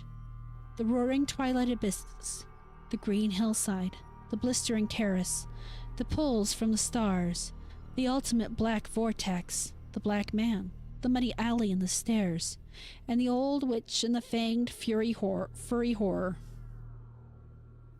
The bubble congeries and the little polyhedron, the strange sunburn, the wisp-ruined, the unexplained image, the muddy feet, the throat marks, the tales and fears of superstitious foreigners. What did all this mean? To what extent could the laws of sanity apply to such a case? There was no sleep for either of them that night, but the next day they both cut classes and drowsed. This was April 30th, and the dusk would come the hellish Sabbat time, which all foreigners and the superstitious old folks feared. Moskowitz came home at 6 o'clock, and said the people at the mill were whispering that the Walpurgis revels would be held in the dark ravine beyond Meadow Hill, where the old white stone stands in a place queerly devoid of all plant life. Some of them had even told the police and advised them to look there for the missing Woljako child, but they did not believe anything that would be done. Joe insisted that the poor young gentleman wear his nickel-chained crucifix, and Gilman put it on and dropped it inside of his shirt to humor the fellow. Late at night, the two youths sat drowsing in their chairs, lulled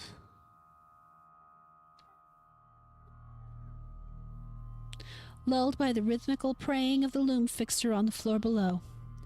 Gilman listened as he nodded, his preternaturally sharpened hearing seeming strained for some subtle, dreaded murmur beyond the noises in the ancient house. Unwholesome recollections of things in the Necronomicon and the Black Book welled up as he found himself swaying to insidious infatuous rhythms said to pertain to the blackest ceremonies of the Sabbat, and to have an origin outside the time and space we comprehend. Presently, he realized what he was listening for. The hellish chant of the celebrants in the distant Black Valley. How did he know so much about what they expected? How did he know the time when Nahab and her acolyte were due to bear the brimming bowl which would follow the black cock and the black goat? He saw Elwood had dropped asleep and tried to call out and waken him. Something, however, closed his throat. He was not his own master. Had he signed the black man's book after all? Then his fevered, abnormal hearing caught distant wind-borne notes. Over miles of hill and field and alley they came, but he recognized them nonetheless. The fires must be lit, and the dancers must be starting in. How could he keep himself from going? What was it that had enmeshed him? Mathematics, folklore, the house, old Keziah, Brown Jenkin. And now he saw that there was a fresh rat hole in the wall near his couch. Above the distant chanting and nearer praying of Joe Moskowitz came another sound, a stealthily determined scratching in the partitions. He hoped the electric lights would not go out. Then he saw the fanged, bearded little face in the rat hole, the accursed little face which he at last realized bore such a shocking, mocking resemblance to old Keziah's, and the faint fumbling at the door. The screaming twilight abysses flashed before him, and he felt himself helpless in the formless grasp of the iridescent bubble congeries. Ahead raced the small kaleidoscopic polyhedron, and all through the churning void there was a heightening and acceleration of the vague tonal patterns which seemed to foreshadow some unutterable and unendurable climax. He seemed to know what was coming. The monstrous burst of Walpurgis rhythm in those cosmic timbre would be concentrated. All the primal and ultimate space-time seethings lie behind the massed spheres of matter and sometimes break forth in measured reverberation that penetrate faintly to every layer of entity and give hideous significance throughout the world to certain dreaded periods. But all this vanished in a second. He was again in the cramped, violet-lit and pinked space with the slanting floor, the low cases of ancient books, the bench and table, the queer objects and the triangular gulf at one side. On the table lay a small, white figure, an infant boy, unclothed and unconscious, while on the other side stood the monstrous, leering old woman, with a gleaming, grotesque hafted knife in her right hand, and a queerly proportioned pale metal bowl covered with curiously chased designs and having delicate lateral handles in her left. She was intoning some croaking ritual in a language which Gilman could not understand, but which seemed like something guardedly quoted in the Necronomicon. As the scene grew clear, he saw the ancient crone bend forward and extend the empty bowl across the table, and unable to control his own motion, he reached far forward and took it in both hands, noticing as he did so its comparative lightness. At the same moment, the disgusting form of Brown Jenkins scrambled up over the brink of the triangular black gulf on his left. The crone now motioned him to hold the bowl in a certain position while she raised the huge, grotesque knife above the small white victim as high as her hand could reach. The fanged, furry thing began tittering a continuation of the unknown ritual, while the witch croaked loathsome responses. Gilman felt a gnawing, poignant abhorrence shoot through his mental and emotional paralysis, and the light metal bowl shook in his grasp. A second later, the downward motion of the knight broke the spell completely, and he dropped the bowl with a resounding bell-like clang, while his hand darted out frantically to start the monstrous deed. In an instant, he had edged up the slanting floor, around the end of the table, and wrenched the knife from the old woman's claws, sending it clattering over the brink of the narrow triangular gulf. In another instant, however, matters were reversed, for those murderous claws had locked themselves tightly around his own throat, while the wrinkled face had twisted with insane fury. He felt the chain of the cheap crucifix grinding into his neck, and in his peril wondered how the sight of the object itself would affect the evil creature. Her strength was altogether superhuman, but as she continued choking him, he reached feebly in his shirt and drew out the metal snibble, snapping the chain and pulling it free. At the sight of the device, the witch seemed struck with panic. Her grip relaxed long enough to give Gilman a chance to break it entirely. He pulled the steel-like claw from his neck and would have dragged the bedlam over the edge of the gulf had not the claws received a fresh access of strength and closed in again. This time he resolved to reply in kind, and his own hands reached out for the creature's throat. Before she saw what he was doing, he had the chain of the crucifix twisted around her neck, and a moment later he tightened it enough to cut off her breath. During her last struggle, he felt something bite at his ankle, and saw Brown Jenkins had come to her aid.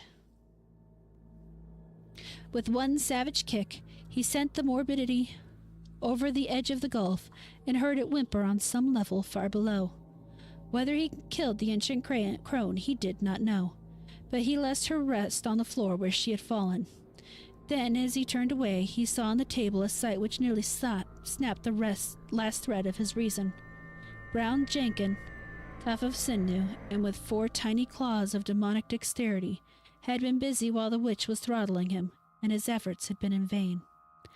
What he had prevented the knife from doing to the victim's chest, the yellow fangs of the furry blasphemy had done to her wrist, and the bowl so lately on the floor stood beside the small, lifeless body. In his dream delirium, Gilman heard the hellish alien rhythm chant of the Sabbat coming from the infinite distance, and knew the black man must be there. Confused memories mixed themselves with his mathematics, and he believed his subconscious mind held the angles which he needed to guide him back to the normal world, alone and unaided for the first time. He felt sure he was in the immemorially sealed loft above his own room, but whether he could ever escape through slanting floor or long sloped egress he doubted greatly. Besides, would not an escape from a dream loft bring him merely into a dream house? An abnormal projection of the actual place he sought? He was wholly bewildered as to the relation betwixt dream and reality in all his experiences. The passage through the vague abyss would be frightful, for the Walpurgis rhythm would be vibrating, and at last he would have to hear the hitherto unveiled cosmic pulsing which he had so mortally dreaded. Even now he could detect a low, monstrous shaking whose tempo he suspected all too well. At Sabbat time, it always mounted and reached through to the worlds to summon the initiate to nameless rites. Half the chants of the Sabbat were patterned on this faintly overheard pulsing, which no earthly ear could endure in its unveiled spatial fullness. Gilman wondered, too, whether he could trust his instincts to take him back to the right part of space. How could he be sure he would not land on that green-litten hillside of a far planet, on the tessellated terrace above the city of tentacled monsters somewhere beyond the galaxy, or in the spiral black vortices of that ultimate void of chaos wherein reigns the mindless demon Sultan Azathoth? Just before he made the plunge, The violet light went out and left him in utter blackness. The witch, old Keziah, Nahab, must have met her death, and mixed with the distant chant of the Sabbat and the whimpers of Brown Jenkins in the gulf below, he thought he heard another and wilder whine from unknown depths. Joe Moskowitz, the prayers against the crawling chaos, now turning to an inexplicably triumphant shriek. Worlds of the sardonic actually impinging on the vortices of febrile dream. Ayub Shub-Nagaroth, the groat with 1,000 young. They found Gilman on the floor of his queerly angled old garret room long before dawn, for the terrible cry had brought DeRochers, Kroniski, and Dabrowski and Moskowitz all at once, and had even wakened the soundly sleeping Elwood in his chair. He was alive, and with open, staring eyes, but seemingly largely unconscious. On his throat were the marks of murderous hands. On his left ankle a distressing rat bite. His clothing was badly rumpled, and Joe's crucifix was missing. Elwood trembled, afraid to even speculate on what new form his friend's sleepwalking had taken. Moskowitz seemed half-dazed because of a sign he said he had had in response to his prayers, and he crossed himself frantically when the squealing and whimperings of a rat sounded from beyond the slanting partition. When the dreamer was settled on his couch in Elwood's room, they sent for Dr. Malkolski, a local practitioner who would repeat no tales where they might prove embarrassing, and he gave Gilman 2 hypodermic injections, which caused him to relax in something like natural drowsiness. During the day, the patient regained consciousness at times and whispered his newest dreams disjointedly to Elwood. It was a painful process, and at its very start brought out a fresh and disconcerting fact. Gilman, whose ears had so lately possessed an abnormal sensitiveness, was now stone deaf. Dr. Malkolski, summoned again in haste, told Elwood that both eardrums were ruptured, as if by the impact of some stupendous sound, intense beyond all human conception or endurance. How such a sound could have been heard in the last few hours without rousing all the Miskatonic Valley was more than the honest physician could say. Elwood wrote his part of the colloquy on paper, so that a fairly easy communication was maintained. Neither knew what to make of the whole chaotic business, and it decided it would be better that they thought it as little as possible about it. Both, though, agreed that they must leave this ancient and accursed house as soon as it could be arranged.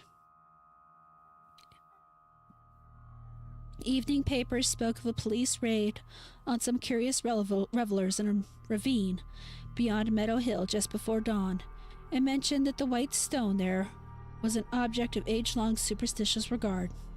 Nobody had been caught, but among the scattering fugitives had been glimpsed a huge Negro. In another column, it was stated that no trace of the missing Ladislas Woljoko had been found. The crowning horror came that night. Elwood would never forget it, and was forced to stay out of college the rest of the term because of the resulting nervous breakdown. He had thought he heard rats in all the partitions all the evening, but paid little attention to them. Then, long after both he and Gilman had retired, the atrocious shrieking began. Elwood jumped up and turned on the light and rushed over to his guest's couch. The occupant was emitting sounds of veritable inhuman nature, as if racked by some torment beyond description. He was writhing under the bedclothes, and a great red stain was beginning to appear on the blankets.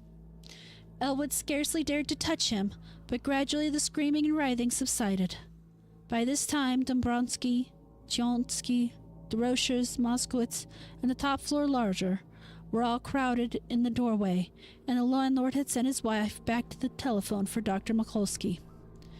Everyone shrieked when a large, rat-like form suddenly jumped out from beneath the ensanguined bedclothes and scuttled across the floor to a fresh open hole close by. When the doctor arrived and began to pull down those frightful covers, Walter Gilman was dead. It would be barbarous to do more than suggest what had killed Gilman. There had been virtually a tunnel run through his body. Something had eaten his heart out.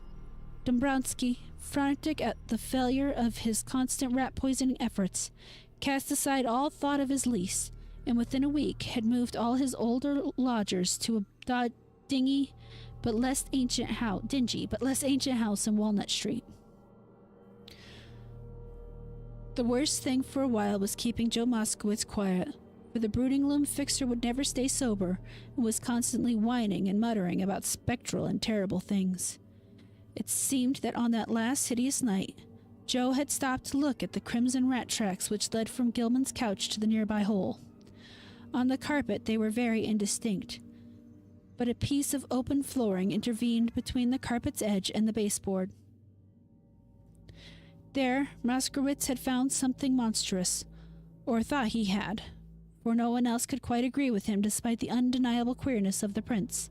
The tracks on the floor were certainly vastly unlike the average prints of a rat, but even Chernisky and DeRochers would not admit that they were like the prints of 4 tiny human hands. The house was never rented again. As soon as Dombrowski left it, in the pall of its final desolation began to descend, for people shunned it both on account of its old reputation and because of the new fetid odor. Perhaps the ex-landlord's rat poison had worked after all, but not long after his departure the place became a neighborhood nuisance. Health officials traced the smell to the closed space above and beside the eastern garret room, and agreed that the number of dead rats must be enormous. They decided, however, that it was not worth their while to hew open and disinfect the long-sailed spaces, for the fetter would soon be over, and the locality was not one which encouraged fastidious standards. Indeed, there were always vague local tales of unexplained stenches upstairs in the witch house just after May Eve and Hallowmas. The neighbors grumbling acquiesced to the inertia, but the fetter, nonetheless, formed an additional count against the place. Toward the last, the house was condemned as a habitation by the building inspector. Gilman's dreams and their attendant circumstances were never explained. Elwood, whose thoughts on the entire episode are sometimes almost maddening, came back to college the next autumn and graduated the following June. He found the spectral gossip of the town much diminished, and it is indeed a fact that, notwithstanding certain reports of a ghostly tittering in the deserted house, which lasted almost as long as that edifice itself, no fresh appearances of either Keziah or Brown Jenkin had been muttered of the time since Gilman's death.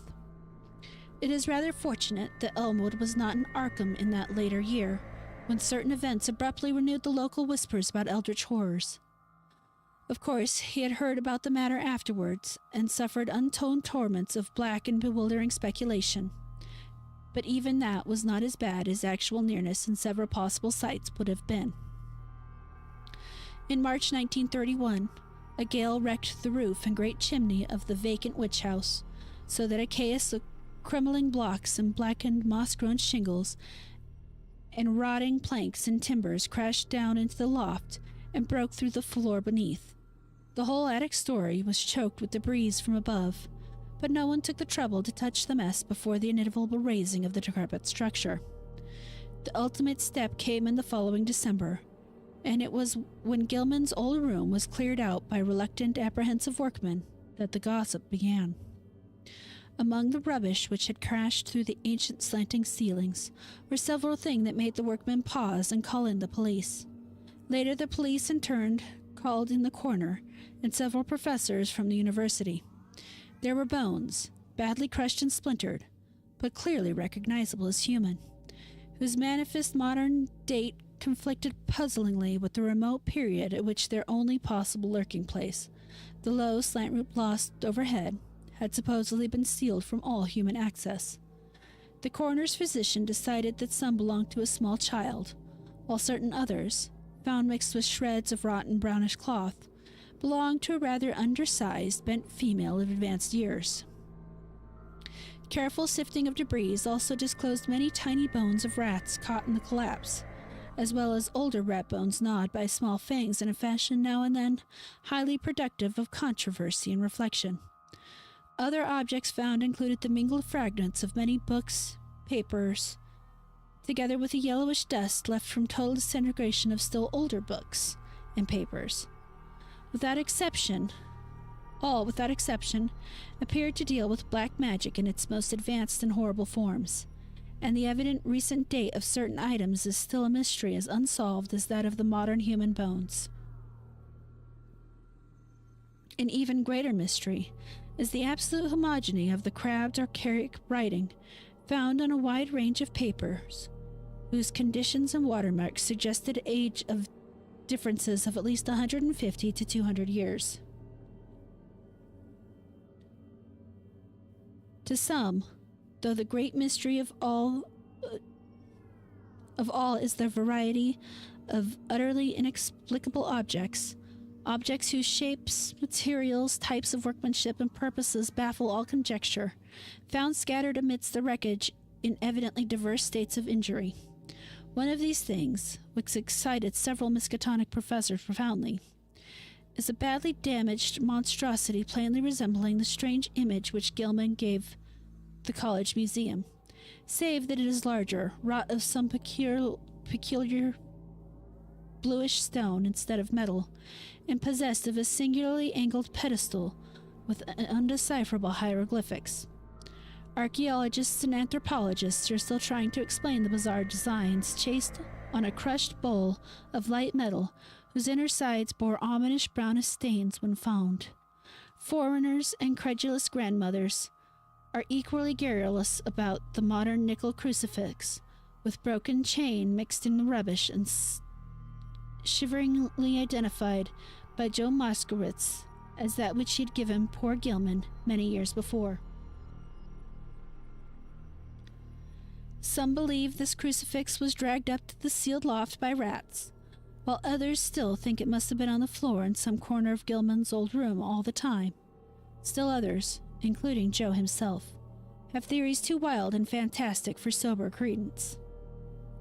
When the slanting walls of Gilman's room were torn out, the once sealed triangular space between the partition and the house's north wall was found to contain much less structural debris, even in proportion to its size, than the room itself, though it had a ghastly layer of older materials which paralyzed the wreckers with horror.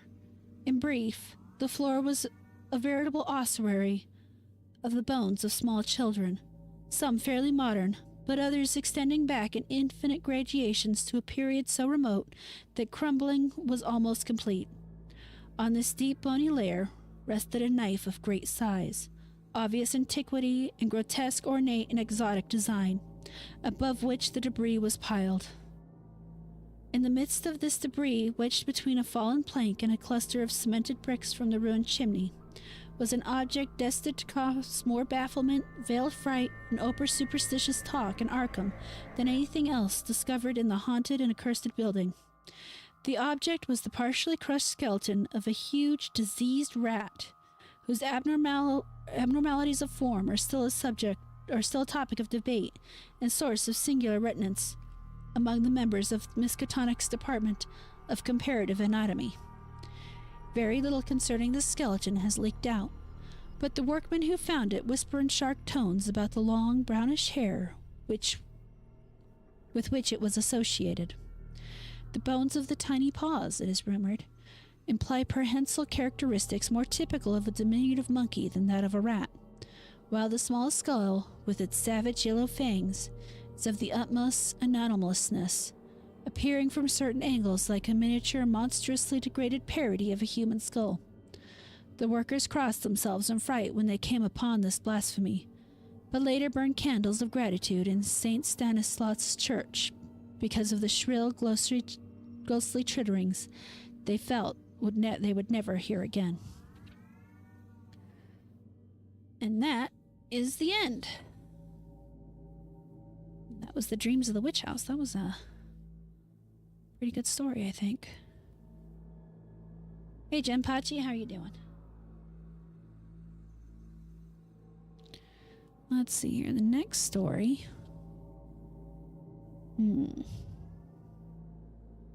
I'll have to look at this real quick. Looks like we're reaching shorter stories again. Or maybe not. Oh gosh. No. Looks like we'll probably end up doing 2 stories next week. The Man of Stone and the Horror in the Museum. Well, Jen, it is on the channel in my Readings from the Void playlist. So you can definitely come back and enjoy it later. Thank you so much for coming in at all. End or not.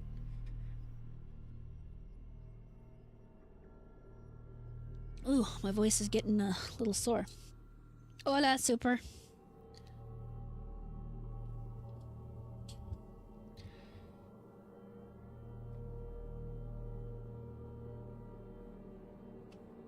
I have no idea what he's saying again. Hold on. I gotta open my app.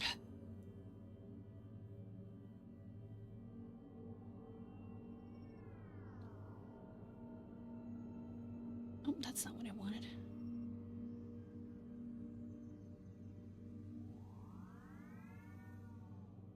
I am drinking water and some nice hot tea.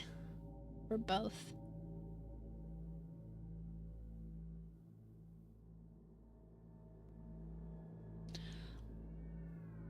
No, I do not speak Spanish. I use a translation app. Super, sí. I will be ending the stream. Terminal con el stream. Sí.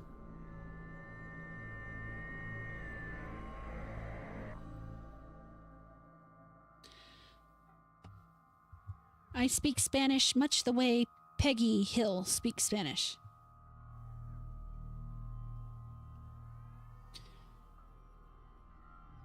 I believe the answer is still C. C.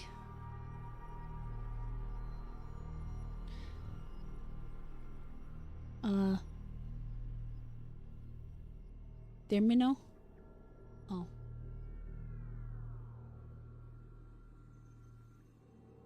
I heard a joke.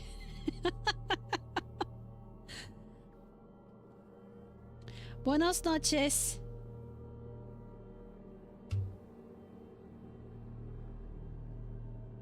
All right. So yeah, time to rest the voice. I hope you guys enjoyed the story. And like I said, next week we'll probably end up doing 2. Because they're on the shorter end. No, I appreciate it, Jen. I absolutely do. Because my Spanish is non-existent.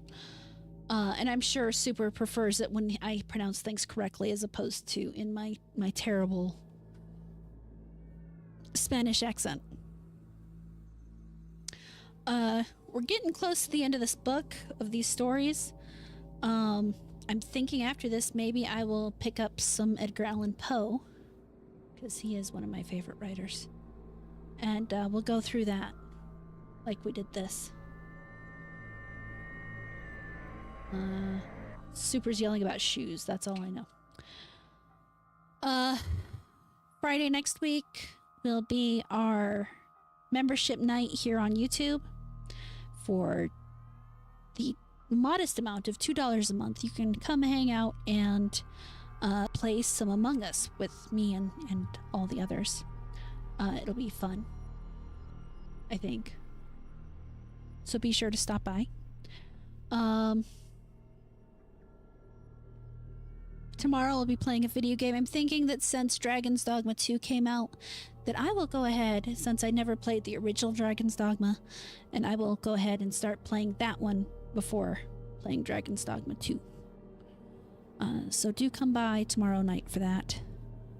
Saturday will be Neverwinter Nights. We were going to do D&D this Sunday, but unfortunately that will have to be canceled, so I'll figure that out when I get there.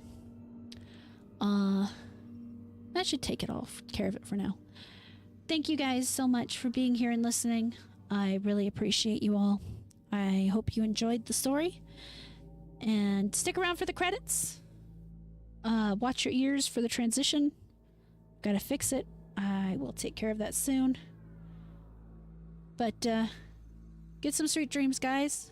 I'll talk to you later. Bye.